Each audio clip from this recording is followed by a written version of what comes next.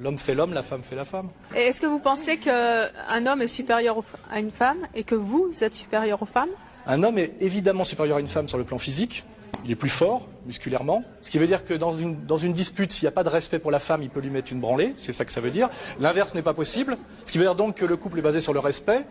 Un homme, il est un peu quand même... On peut vérifier qu'historiquement, l'homme a fait quand même plus de choses que la femme sur le plan culturel, philosophique, mathématique, musical. Et donc on peut estimer qu'il y a historiquement une supériorité créative de l'homme.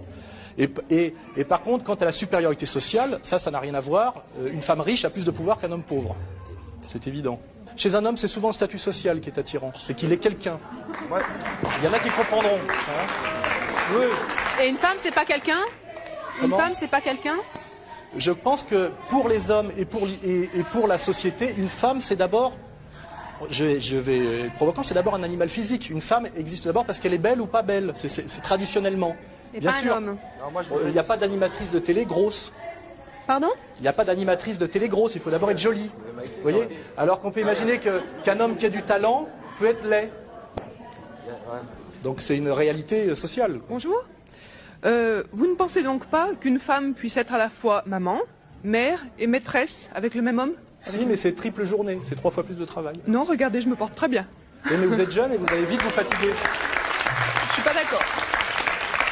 Vous risquez de devenir vite vieille, c'est ça le danger, parce que vous faites une triple journée.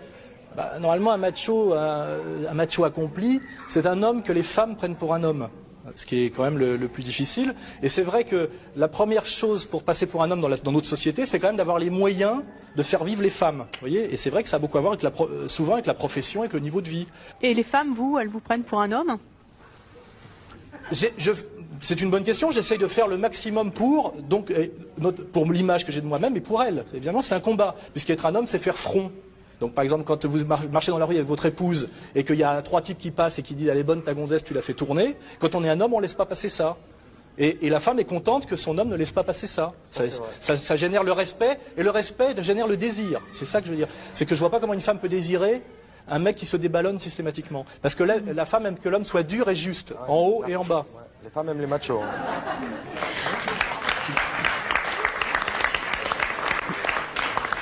Vous attirez beaucoup les femmes?